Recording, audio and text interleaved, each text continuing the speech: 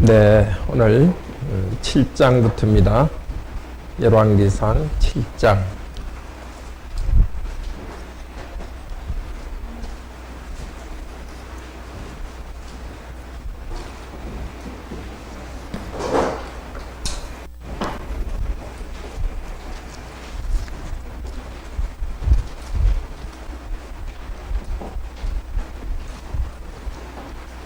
열왕기상 7장 교재에 있습니다. 제목은 솔로몬이 무엇을 건설하죠? 자신의 왕궁을 건설하고 왕궁 그리고 성전의 녹과 은으로 만든 녹과 금으로 만든 겁니다. 은이 아니라 금입니다. 성전의 녹과 금으로 만든 물건들입니다.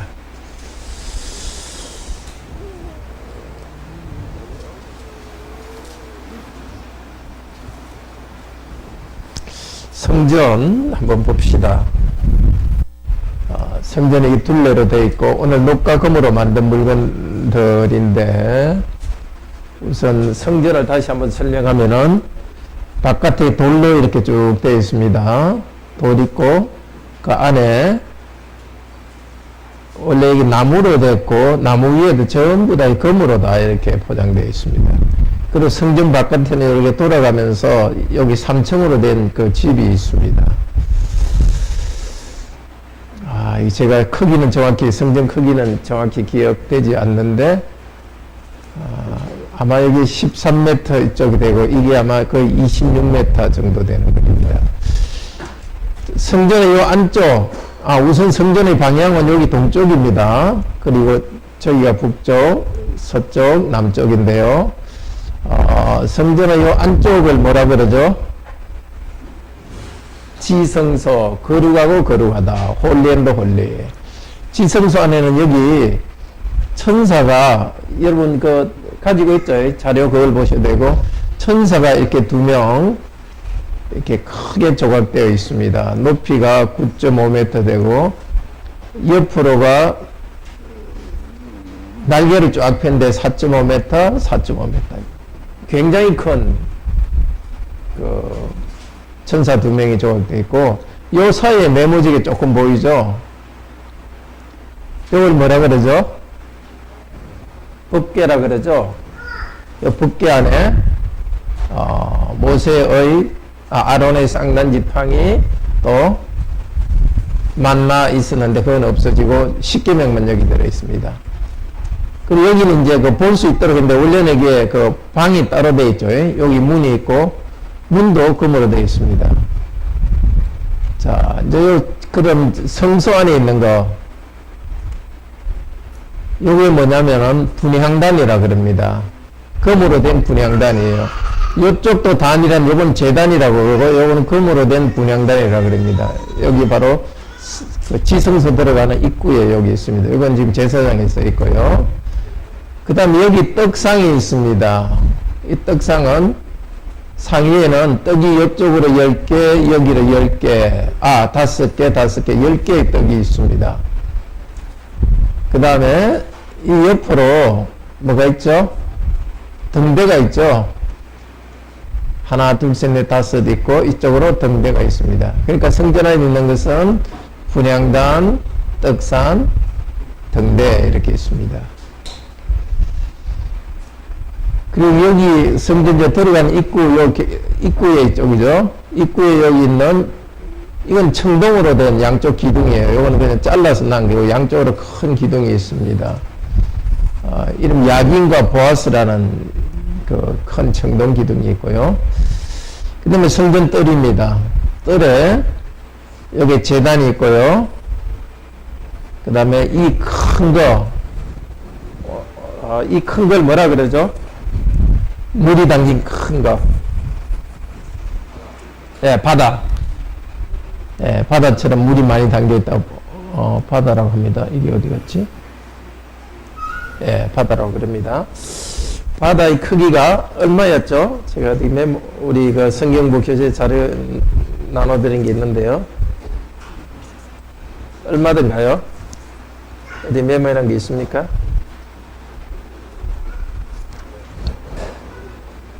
네. 바다의 직경, 여기서 요 사이가 4.5m나 됩니다. 엄청나게 크죠? 여기서 여기까지 될까요? 여기서 끝까지. 우리 교회당 있죠? 4.5m나 되고, 높이가 1.3.5m입니다. 여기 물이 얼마나 들어가느냐? 44kl 들어갑니다. 그리고 이 밑에는 소가 12마리 조각되어 있어요. 동서남북으로 3마리씩인데 머리를 바깥으로 하고 안쪽으로 엉덩이를 하고 있습니다. 이걸 갖다가 뭐라 하느냐면은 스탠드라 그래요. 이걸 우리 성경에는 뭐라 그러죠? 27절에서 39절에 뭐라 되어 있습니까?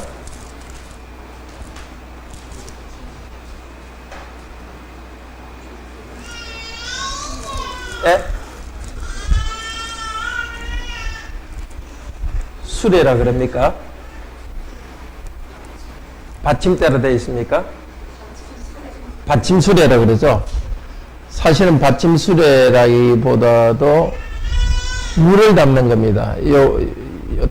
바깥에 있는 건 다 청동으로 되어 있습니다. 이 안에는 금으로 되어 있고, 받침수레고, 여기에는 대야가 또 있습니다. 이게 남쪽으로 5개, 북쪽으로 5개 있습니다.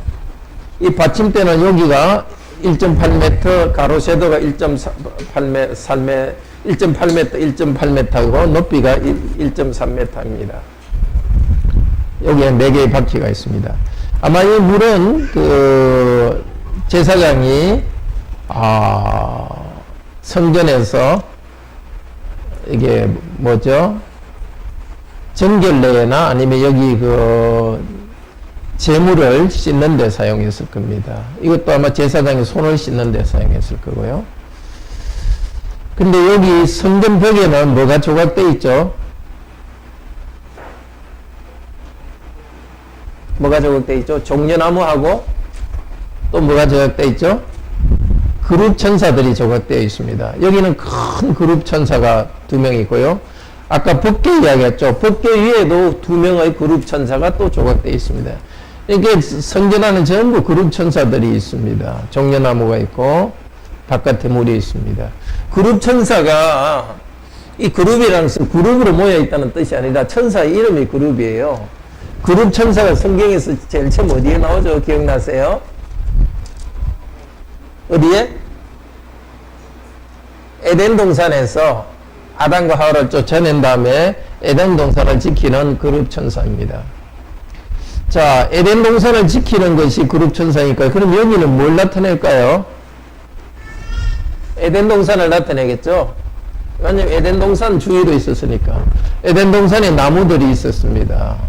좋은 나무들 나타내고 에덴 동산으로부터 물이 이렇게 흘러나오고 계속 성전은 하나님과 하나님 백성이 만나는 곳인데 제일 처음 에덴에서 하나님 백성이 만난 그곳이고 또 새하늘과 새 땅 예수님께서 재림하신 후에는 새하늘과 새 땅에는 이 성전 건물은 없어지겠지만은 하나님의 보좌, 이 하나님 보좌는 여기 법궤 위 이것을 하나님 보좌라고 이야기하거든요. 성전 건물은 없이 하나님의 보좌가 에덴 동산같이 아름다운 강이 흘러가고 강 양쪽에 이렇게 나무들이 우거진 생명나무가 있는 곳으로 갈 것입니다. 그때 에덴 동산에서 에덴 동산에 못 들어가게 막았고 오른쪽에 이제 지켰는데 오른쪽에서 특히 그룹 천사들이 지켰는데 그곳에 들어가기 위해서는 에덴 동산 같은 곳에 들어가기 위해서는 이쪽에서 제사를 통해서 누군가 희생되고 희생의 피를 가지고 들어갑니다. 바로 우리 주 예수 그리스도의 십자가의 보혈 공로를 통해서 우리는 이 안에 들어가서 하나님을 만나는, 그래서 지금은 눈에 보이는 성전은 없지만 교회 안에서 계속 우리는 하나님을 만납니다. 자, 이것이 열왕기상 7장의 내용입니다. 자, 열왕기상 8장 8장은 성전의 뭐죠? 준공식입니다. 준공식. 준공식이 뭡니까? 건물을 다 짓고서 식을 하는 것입니다. 7월입니다. 이스라엘 절기 중에 이스라엘 달력으로 7월은 무슨 명절이죠? 원래 6월절 이스라엘 장모들 맥주절 혹은 77절 오순 6월절 오순절 세 번째 명절이 뭐죠? 초막절입니다. 그러니까 초막절에 준공식을 합니다. 솔로몬은 찬양하고 기도하고 제사와 기쁨의 축제가 있습니다.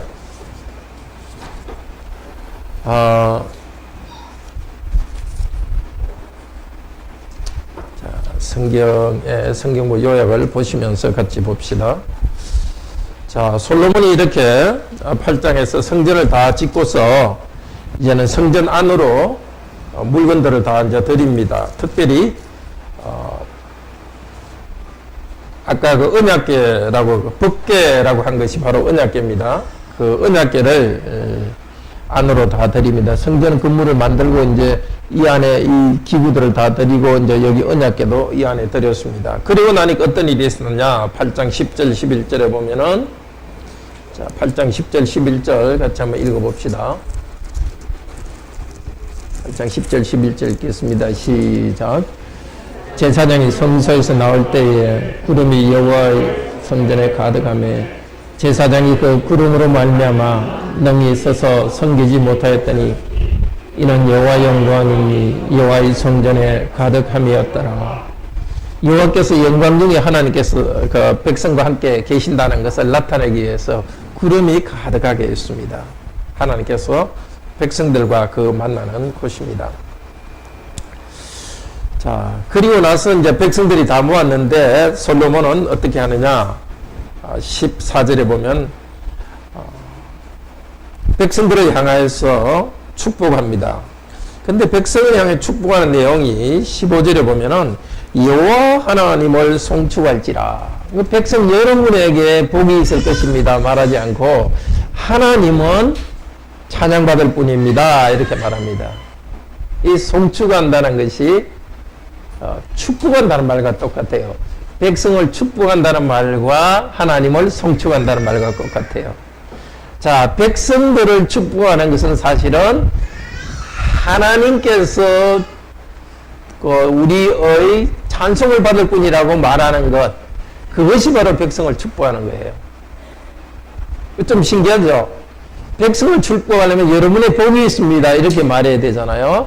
근데 그 복은 하나님이 주시는 것이기 때문에 하나님을 찬송하는 것이 백성을 축복하는 것입니다.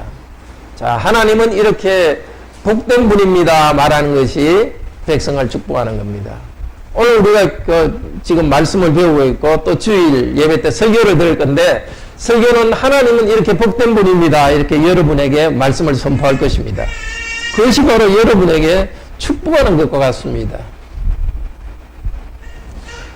자, 하나님께서 하신 일을 축복했습니다. 하나님께서 하신 일은 다른 것이 아니라 하나님께서 이 성전을 건축하게 하겠다 하고서 솔로몬에게 이 성전을 건축하게 하셨다는 것입니다. 20절에 보면은 다윗에게 말씀하신 대로 이제 다윗의 아들인 제가 이 성전을 건축하게 되었습니다. 성전을 주신 것에 대해서 하나님께 감사합니다. 성전에서 하나님을 만날 수 있기 때문에. 백성들을 향하여서 축복하고서는 다시 솔로몬은 22절에 보면은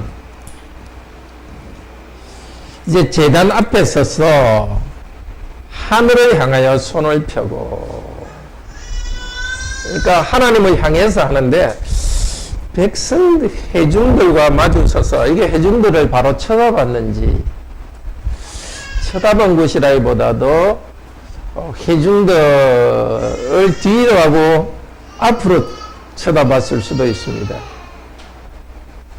어쨌든 앞쪽에서는 하나님을 찬양했고 이제 22절부터는 하나님을 하나님께 기도합니다. 하나님을 찬양하는 것은 하나님이 하신 일을 백성들에게 말해주는 거죠. 예배도 그겁니다.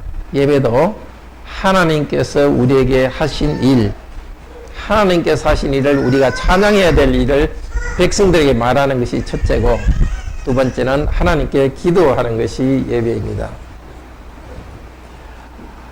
기도하는데 기도의 내용은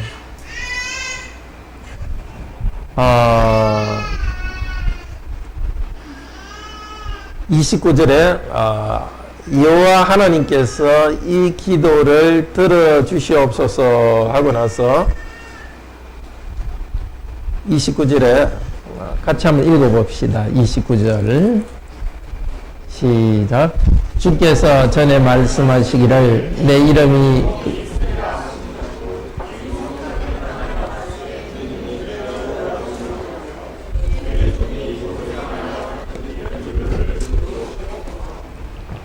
거기 향하여라는 말이 나오죠. 그죠? 그러니까 하나님의 백성들이 성전 안에서 기도한다는 표현은 없어요. 전부 다 성전을 향하여 기도한다 그러고, 주님의, 그러니까, 자, 주의 종이 29절 뒤에 주의 종이 이곳을 향하여 기도한다 그래요. 성전 안에서 기도하기도 하겠지만 더 중요한 것은 성전을 향하여 기도합니다. 어디서든지 기도할 수 있습니다. 그 다음에 또 우리 주 하나님께서는 성전을 향하여 주야로 봐달라 합니다. 그러니까 하나님이 성전 안에 가만히 가두어져 있는 것도 아니고, 하나님은 성전을 넘어서 계시면서 성전을 향하여서 눈을 보고 계시고, 그래서 백성을 만납니다. 그리고 백성들도 성전 안에만 있는 것이 아니라 성전을 향하여 기도합니다. 근데 왜 이렇게 성전 안이라 말하지 않고 향하여 이야기하느냐? 성전 안이라는 공간 그 자체만이 중요한 게 아니고, 그 하나님을 향하여 기도하고 하나님은 백성을 향하여 온다는 것, 하나님과 백성과의 교제를 눈에 보이게 나타나기 위해서 성전이 있는 겁니다. 이게 우상신전과 하나님의 성전이 달라요. 우상신전은 그 우상신전 안에 신이 있다 그러고, 그 안에 들어가야 우상신을 만난다 그래요. 그러니까 하나님은 온 세상을 만드시고 넘어서 계시고, 이 하나님의 성전도 하나님이 볼 때는 조그만 곳입니다. 그래서 성전 그 자체가 하나님 표시라고 할 수 있어요. 어디서든지 우리가 하나님께 기도할 때는 하나님은 우리 기도를 들으신다. 그리고 하나님께서 우리 기도를 들으신다는 아주 꼭 도장을 찍듯이 구체적인 인과 같은 것이라 할 수 있어요. 자, 이 기도의 중심이 뭐냐? 이 30절에 보면은 30절 제일 뒤쪽에 기도하는 것을 하늘에서 들으시고 죄를 용서하여 주시옵소서. 솔로몬 이미 성전을 처음 지었을 때 기도가 뭔지를 말해줍니다. 기도에서 제일 중요한 것은 죄를 용서해달라고 기도하는 것입니다. 기도에서 제일 중요한 응답은 죄 용서를 받는 겁니다. 그러니까 우리도 다른 어떤 것도 하나님께 구해야 되지만은, 이 땅에 필요한 것도 구해야 되지만은, 우리가 하나님께 나아가는데 맡고 있는 그 죄를 하나님께 고백하고 용서를 강구해야 되겠습니다. 뒤에도 계속 기도가 계속 여러 개로 이어지는데요. 솔로몬은 하나님 백성들이 하나님께 범죄하여서 가뭄이 생겼을 때 죄를 용서해달라고 기도하면 죄 용서해 주시고 비를 내려주세요. 또 전쟁이 일어났을 때, 질병이 생겼을 때 하나님께 기도할 때 들으시고 용서해 주세요. 그렇게 말합니다. 계속되는데 예컨대 49절 50절에도 똑같이 이야기합니다. 우리가 포로로 잡혀가서 하나님 말씀을 안 들어서 다른 나라에 포로로 잡혀갈 수 있을 때, 그때 이 성전을 향하여, 48절 뒤에도 성전을 향하여 기도할 때에 주께서는 하늘에서 기도를 들으시고 돌아보시고 제 용서를 용서하여 주소서. 이렇게 솔로몬은 예언적으로 기도합니다. 앞으로 이스라엘 백성이 사실 솔로몬이 성전을 지은 다음에 한 400년 후에 성전도 파괴되고 이스라엘 백성들은 바벨론에 다 끌려갈 것입니다. 그곳에 기도할 때도 하나님께서 들으시고 용서해 달라고 합니다. 자, 이렇게 기도하고 나서는 이제 솔로몬은 인도로 제사를 드립니다.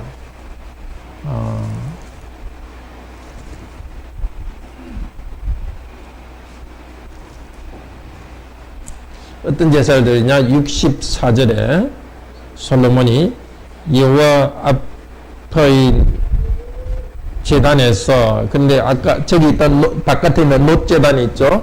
예, 놋제단. 이게 보시다시피 그렇게 많지 않잖아요. 그러니까 여기 다 할 수 없어서 이쪽에 다시 특별 제단을 만들어 가지고 하나님께 번제물과 소제물과 화목제를 드렸습니다. 번제물은 다 태워서 하나님께 드리는 것이고, 소제물은 떡, 곡식, 번제물은 고기를 하나님께 다 태워드리는 것이고, 소제는 소자라는 것이 희다는 뜻이 있거든요.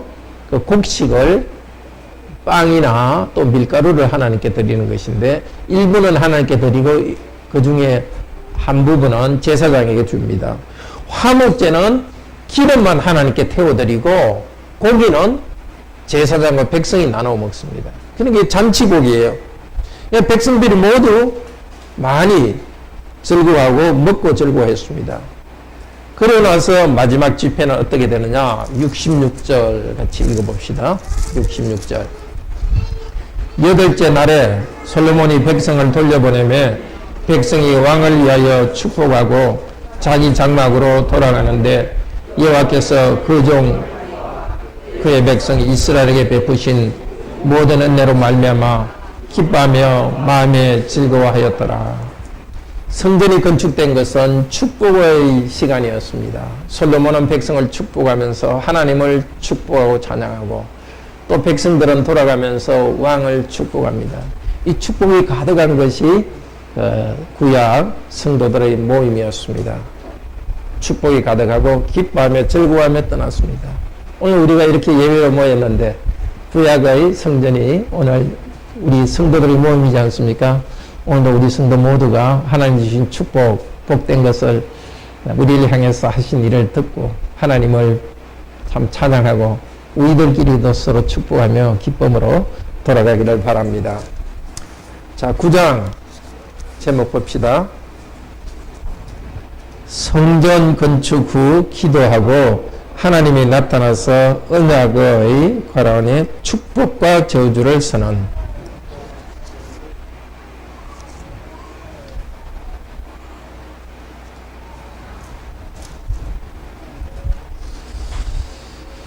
솔로몬이 원래 오래전 그 기브온에서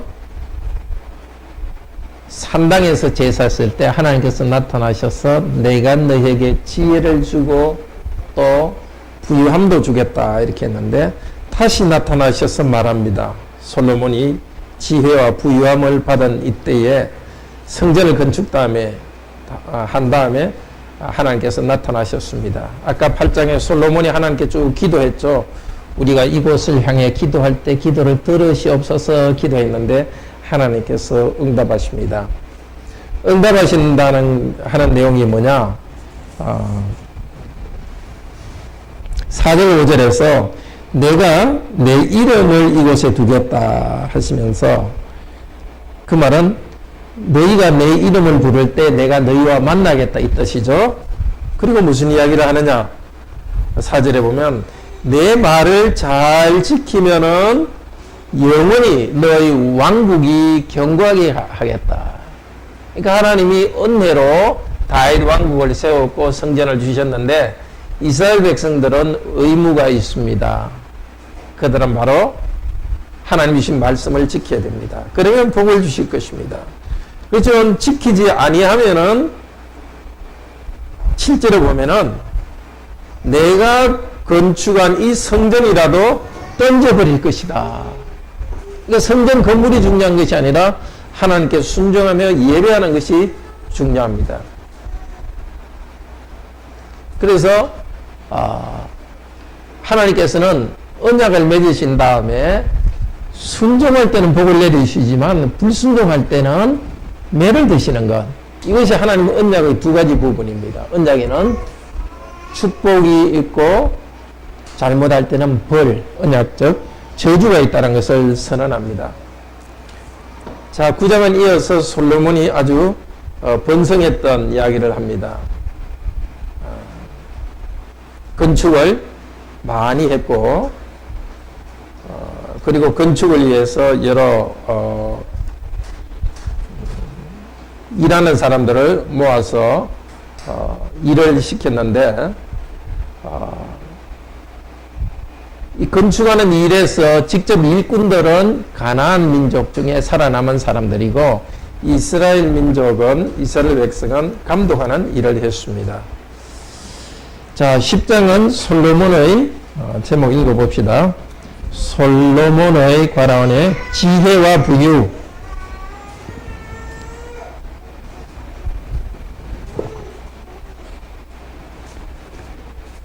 지혜와 부유함으로 이스라엘이 부유, 다른 나라에게 지혜와 물질을 무역함.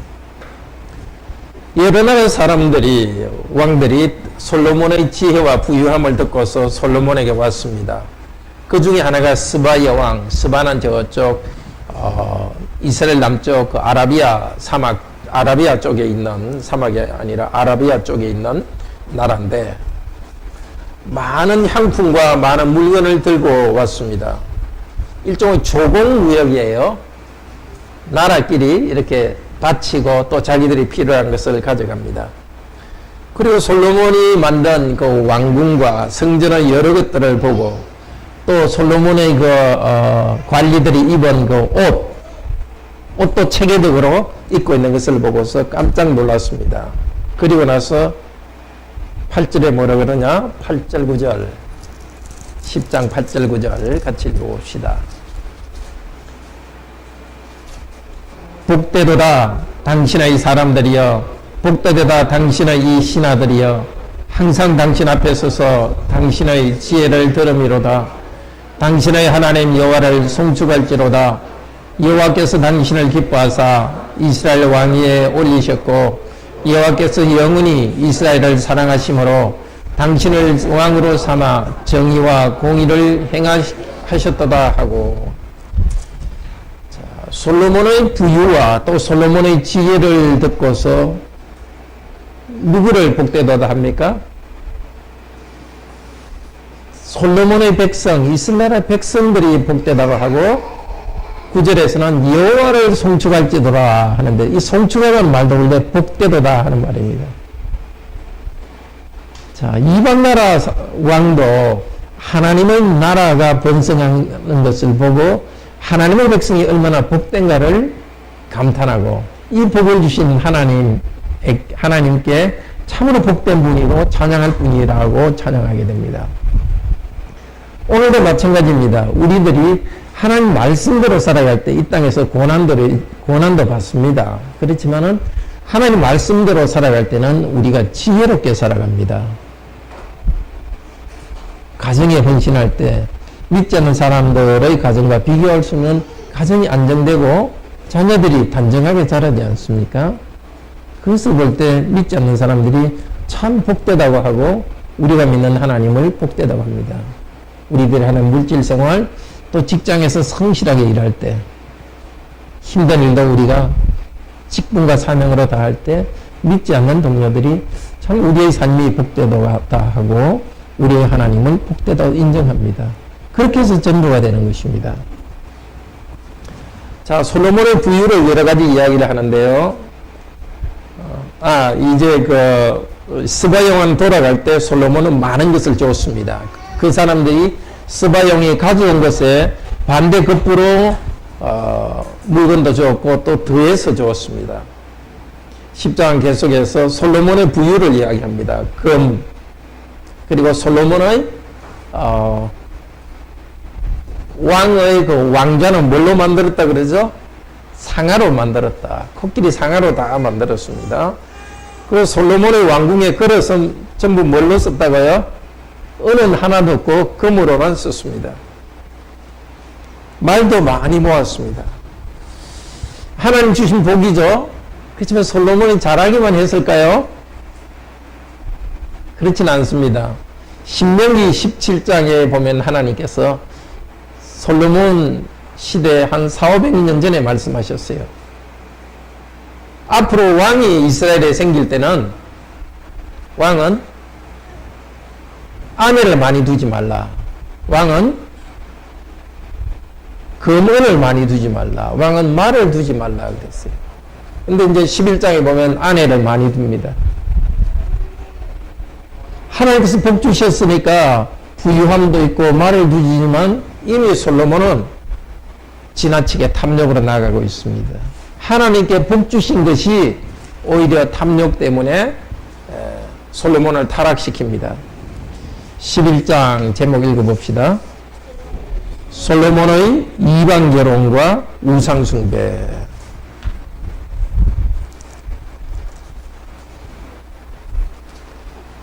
이방인들과 결혼하는데 여기 11장 1절에 보면 이방의 많은 여인들을 사랑했다 이렇게 나옵니다. 이 솔로몬에 대한 이야기 중에 솔로몬이 사랑했다는 것은 두 번 나와요. 3장에 솔로몬이 하나님을 사랑했으며 아마 3장 3절일 겁니다. 그렇게 나오고 솔로몬이 이방 여인을 사랑했다. 앞쪽에서는 솔로몬이 하나님을 사랑했다고 뒤쪽에는 이방 여인을 사랑했답니다. 솔로몬의 사랑이 하나님으로부터 여자를 좋아하는 것으로 넘어갑니다. 많은 이방 여인들을 들어오니까 이방 여인들이 우상을 숭배하고 자기의 신들에게 제사했습니다. 특별히 솔로몬이 4절에 보면 나이가 늙을 때에 왕비들이 그의 마음을 돌이켜 다른 신들을 쫓게 했다. 젊을 때는 그래도 좀 정신이 달랐는데 나이가 들면서도 자기의 여러 왕비들을 따라가면서 솔로몬도 우상 숭배했습니다. 이거도 불신 결혼할 때 이게 참 문제예요. 믿지 않는 사람과 결혼하면은 처음에는 믿음을 지킬 것 같은데 전도한다고 하는데 시간이 지나면 자기 믿음도 잃을 수 있어요. 솔로몬이 하나님께 순종하지 않으니까 이제 그 이스라엘 나라 주위에서 이스라엘에게 식민지가 되었던 여러 나라들이 반란을 일으킵니다. 에돔과 아람이 반란을 일으킵니다. 에돔은 이스라엘 나라의 동남쪽이고 아람은 북쪽입니다.